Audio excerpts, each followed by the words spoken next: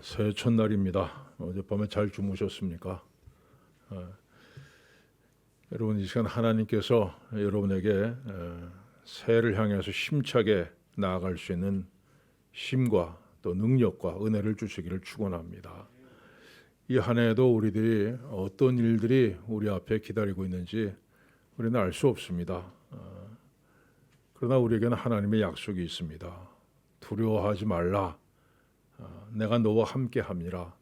놀라지 말라. 나는 네 하나님이 됨이라.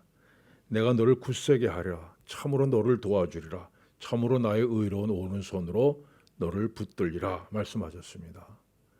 여러분이 약속의 말씀대로 하나님께서 여러분을 굳세게 하시고 또 도와주시고 붙들어 주셔서 금년 한 해 힘있게 살고 승리하는 여러분들이 되시기를 간절히 축원합니다. 우리 인생의 가장 중요한 자본은 시간이라는 자본입니다. 돈은 저축을 할 수 있지만 시간은 저축할 수가 없죠. 오늘 안 쓰고 아껴뒀다가 내일 2배로 사용할 수 없습니다. 돈은 저축하면 이자가 붙지만 시간은 이자가 없습니다. 시간은 절대로 늘어나는 법이 없습니다. 또 돈은 급하면 빌려서라도 쓸 수 있지만 시간은 빌릴 수가 없습니다. 내게 주어진 것만큼 꼭 그렇게만 사용할 수 있습니다. 그래서 우리 인생의 가장 중요한 것은 바로 시간이라는 자본입니다. 시간은 두 가지가 있습니다. 하나는 영원한 시간이죠. 이건 하나님의 시간입니다. 이 시간은 우리가 갖고 있는 시계로 잴 수 있는 것이 아닙니다. 이 시간은 창조 전부터 존재했고 또 심판 이후에도 존재할 겁니다. 지구가 돌아가든 안 돌아가든 우주가 있건 없건 존재하는 영원한 시간이 하나님의 시간입니다. 성경 말씀에 주께는 하루가 1000년 같고 1000년이 하루 같다는 이 사실을 이 한 가지를 잊지 말라 이렇게 얘기했습니다. 1000년이라는 시간이 우리 인간에겐 대단한데 하나님께는 아무것도 아니라는 겁니다. 여러분, 하나님의 영원한 시간이라는 개념입니다. 그리고 또 하나의 시간은 우리 인간이 갖고 있는 시간, 이건 유한합니다. 시작이 있고 끝이 있습니다. 우리는 이 시간 속에 살아가고 있죠. 여러분, 영원히 살 것처럼 착각하지 마십시오. 우리에게는 과거가 있고 또 현재가 있고 또 미래가 있습니다. 시작이 있고 끝이 있습니다. 이 금년 한 해 주어진 시간을 정말 지혜롭게 사용하시길 바랍니다. 하나님 기뻐하시는 일에 사용하는 여러분들이 되시기를 축원합니다. 자, 이스라엘 백성들이 430년 동안 애굽의 노예로 살았습니다. 이 한 세대를 30년으로 친다면 무려 14대에 이르는 기간입니다. 그러니까 아버지도 노예로 살았고 할아버지도 노예로 살았고 할아버지도 노예로 살았습니다. 이제는 아무도 이 애굽의 노예 상태를 이상하게 생각하는 사람이 없습니다. 뼛속까지 애굽의 노예였습니다. 그래서 이스라엘 백성들은 해방이 되었지만은 여전히 마음은 그 애굽에 묶여 있었습니다. 이 애굽을 떠나서 광야 생활할 때 이스라엘 백성들의 모습을 보면 애굽이라는 말을 아예 입에 달고 살았습니다. 자, 홍해가 길을 가로막자 이렇게 원망합니다. 우리가 애굽에서 당신에게 이른 말이 이것이 아니냐. 이르기를 우리를 내버려 두라. 우리가 애굽 사람들을 섬길 것이라 하지 아니하더냐. 또 먹을 것이 떨어지자 이렇게 불평합니다. 우리가 애굽 땅에서 고기 가마 곁에 앉아 있었던 때와 떡을 배불리 먹던 때에 여호와의 손에 죽었으면 좋았을 것을. 마실 물이 떨어졌습니다. 그래서 또 이렇게 원망하죠. 당신이 어째 우리를 애굽에서 인도하여 내서 우리와 우리 자녀들과 우리 가축이 목말라 죽게 하느냐. 그리고 얼마 지나지 않아서 또 이렇게 불평합니다. 우리가 애굽에 있을 때는 값없이 생선과 오이와 참외와 부추와 파와 마늘을 먹은 것이 생각나거늘. 자, 그리고 가데스 바네아에서 이 정탐꾼들이 부정적인 보고를 들은 이 백성들이 또다시 원망합니다. 우리가 애굽 땅에서 죽었거나 이 광야에서 죽었으면 좋았을 것을. 이스라엘 백성들의 마음의 고향은 바로 애굽입니다. 항상 애굽을 그리워하면서 애굽이라는 말을 입에 달고 살았습니다. 자, 겉모습은 분명히 자유인인데 속사람은 여전히 애굽의 노예로 살아갔습니다. 낮에는 불기둥, 밤에는 구름기둥으로 밤에는 불기둥으로 하나님의 인도하심을 받으면서 살아가면서도 하나님 믿지 않았습니다. 하나님 매일 내려주시는 만나를 먹고 살면서도 여전히 그 은혜에 감사하지 않았습니다. 자, 그런데 하나님께서는 약속을 신실하게 지키셨습니다. 하나님께서 모세에게 이렇게 약속하셨습니다. 내가 내려가서 그들을 애굽인의 손에서 건져내고 그들을 그 땅에서 인도하여 아름답고 광대한 땅, 젖과 꿀이 흐르는 땅, 곧 가나안 족속, 헷 족속, 아모리 족속, 브리스 족속, 히위 족속, 여부스 족속의 지방에 데려가노라 하노라. 자, 그리고 하나님이 이 약속 신실하게 지키셨습니다. 이스라엘 백성들이 어떻든 아무리 원망을 하던 주저앉아 있던 애굽으로 돌아가자고 하던 그들을 인도하여서 가나안 땅까지 인도하셨습니다. 여러분, 이게 하나님의 은혜입니다. 우리도 이런 은혜 받아왔습니다. 지난 한 해 동안 이런 하나님의 은혜 가운데 살아왔습니다. 자, 우리가 예수 그리스도의 십자가 보혈로 죄에서 구원을 받고 죄에서 자유를 얻었는데 여전히 죄의 종의 모습으로 살았습니다. 하나님의 인도하심을 받으며 살았지만 여전히 하나님의 사랑을 의심하고 온전한 믿음을 갖지 못했습니다. 하나님께서 먹을 것과 입을 것을 주셨지만 그 은혜에 감사하는 것이 아니라 오히려 불평하고 원망할 때가 더 많았습니다. 내 앞에 홍해와 같은 어려움이 놓여 있을 때 하나님 앞에 기도하기보다는 먼저 원망이 튀어나왔습니다. 때로 세상의 종욕에 빠져 살 때도 있었고 하나님 대신에 세상의 물질을 섬기면서 살 때도 있었습니다. 때로는 하나님 대신에 내가 내 인생의 주인이 되겠다고 발버둥 칠 때도 많이 있었습니다. 그런데 하나님은 이런 우리들의 모습에도 불구하고 신실하게 우리를 인도해 주셨습니다. 그리고 여기까지 오게 하셨습니다. 여호와 그가 내 앞서서 가시며 너와 함께 하사 너를 떠나지 아니하시며 버리지 아니하시리니, 약속하신 말씀대로 하나님 우리 앞에서 가시면서 우리의 길을 인도해 주셨습니다. 우리를 떠나지 아니하시고 버리지 아니하시고 우리와 함께 해주셨습니다. 이 메리 스티븐슨이라는 분이 쓴 모래 위의 발자국이라는 그런 시가 있습니다. 어느 날 밤 나는 주님과 함께 바닷가를 거니는 꿈을 꾸었습니다. 하늘에는 내가 살아온 인생의 순간들이 펼쳐지고 있었고 그 순간마다 모래 위에는 발자국들이 새겨져 있었습니다.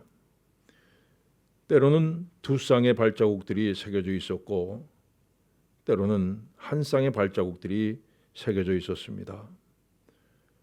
그런데 내 인생에서 가장 어려웠던 때, 고난과 실패와 아픔으로 인해서 고통당할 때 그 순간에는 오직 한 쌍의 발자국만 새겨져 있었습니다. 그래서 나는 주님께 물었습니다. 주님께서는 제가 주님을 따르기만 하면 항상 저와 동행해 주신다고 약속하지 않으셨습니까? 그런데 제 인생에서 가장 어렵고 힘들었을 때는 오직 한 쌍의 발자국만 새겨져 있는 이유가 무엇입니까? 왜 제가 가장 주님을 필요로 할 때 주님께서는 제 곁에 계시지 않으셨습니까? 그러자 주님께서 대답하셨습니다. 내 인생길에서 고통스러운 때에 한 쌍의 발자국만 새겨져 있는 이유는 그때 내가 너를 등에 업고 걸었기 때문이다. 여러분, 지난 한 해 돌이켜 보십시오.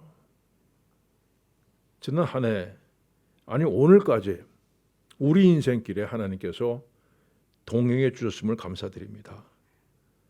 우리가 가장 힘들고 고통스러울 때 그때는 주님께서 우리를 등에 업고 그 길을 걸어주셨음을 감사드립니다. 우리의 못난과 부족함에도 불구하고 우리를 변함없이 사랑하시고 날마다 새 힘을 주시고 날마다 우리의 손을 붙잡아 이끌어 주신 것을 감사드립니다. 하나님 앞에 감사함으로 지난 날을 보내드립니다. 자, 이제 이스라엘 백성들은 가나안으로 들어가기 위해서 요단강을 눈앞에 두고 섰습니다. 이 당시 요단강은 폭이 30m에 이르는 강이죠. 근데 해마다 4월 달이 되면 홀몬산에 있던 눈이 녹아서 물이 흘러 내려와서 강이 넘치게 됩니다. 그 폭이 무려 1.6km에 달하는 넓은 강이 되는 겁니다. 이스라엘 백성들이 요단강을 건널 때가 바로 이렇게 물이 넘치는 시기였습니다. 자, 그런데 하나님께서 여호수아에게 말씀하십니다. 너는 언약궤를 맨 제사장들에게 명령하여 이르기를 너희가 요단 물가에 이르거든 요단에 들어서라 하라. 자, 물이 철철 넘쳐 흐르는 요단강을 향해서 무조건 걸어 들어가라 말씀하십니다. 자, 40년 전에 이스라엘 백성들 같으면 당연히 우리가 애굽으로 돌아가자 했을 겁니다. 그러나 40년 동안 광야 생활을 통해서 순종의 훈련을 쌓은 이스라엘 백성들은 아무 말 없이 물이 흘러 넘치는 요단강을 향해서 한 걸음 한 걸음 전진해 나갔습니다. 그런데 맨 앞에 섰던 제사장들의 발이 물에 잠기게 되자 하나님께 요단강을 가르쳤습니다.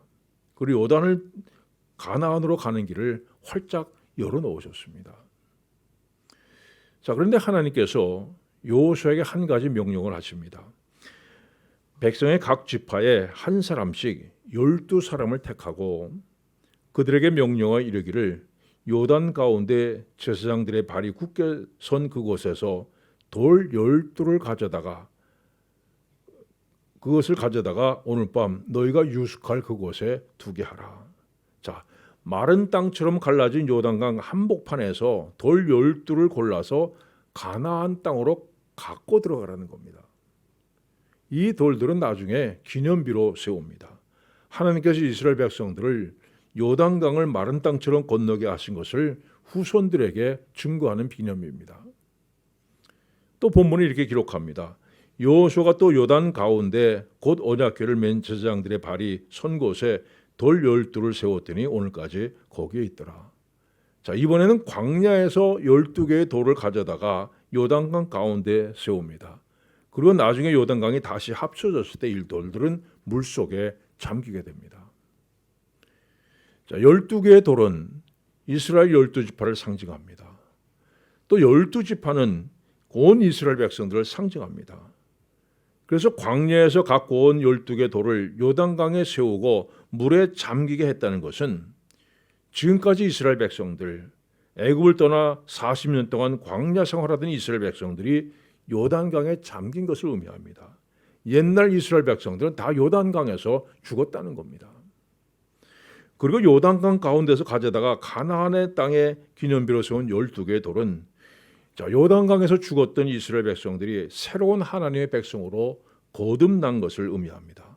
약속의 땅에 들어온 이스라엘 백성들은 광야 생활하던 이스라엘 백성들이 아니라 전혀 새로운 이스라엘 백성들로 다시 태어났다는 겁니다. 자, 그러면 요단강을 건너서 이스라엘 가나안 땅으로 들어간 이스라엘 백성들의 모습은 어떤 모습입니까? 하나님께서 언약궤와 나팔만 가지고 여리고성을 무너뜨리라 명령하십니다. 자, 요단강을 건너기 전에 이스라엘 백성들 같으면 어림도 없는 얘기입니다. 또 주저앉아서 애굽으로 돌아가자 난리가 났을 겁니다. 그런데 이스라엘 백성들은 담대하게 나갑니다. 여리고성을 7바퀴 돌고 나팔을 불고 소리를 치는 것만으로 여리고성을 무너뜨렸습니다. 하나님의 말씀이라면, 그것이 하나님의 말씀이라면 분명히 그렇게 된다. 무조건 믿고 확신하는 믿음을 가지게 됐습니다. 자, 한 번은 아이라고 하는 자그마한 성을 함락시키려다가 크게 패하게 됩니다. 36명이 전사하고 큰 좌절에 빠지게 됐습니다. 전에 요단강을 건너기 전 이스라엘 백성 같으면 틀림없이 또 앉아서 우리가 애굽으로 돌아가자 했을 겁니다. 그런데 그들은 그렇지 않았습니다. 자, 아이성의 전투에서 패한 원인이 뭔가? 찾아냅니다. 그리고 그 원인을 제거하고 다시 한번 공격합니다. 그리고 끝내 함락시키고 맙니다. 그들은 포기하지 않았습니다. 끝까지 도전하는 사람들이 되었습니다. 한 번은 아모리 족속과의 전쟁이 일어났습니다.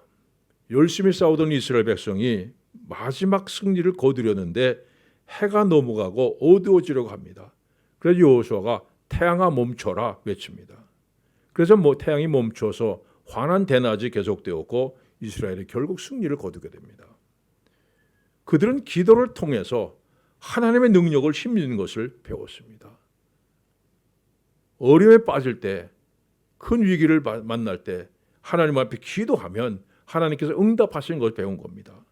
결국 이렇게 큰 믿음으로 싸우는 이스라엘 백성들은 하나님께서 약속하신 가나안 땅을 차지하게 됩니다. 여러분, 이것이 요단을 건넌 다음에 이스라엘의 모습입니다. 요단강을 건너기 전과 건넌 다음의 모습은 너무 다릅니다.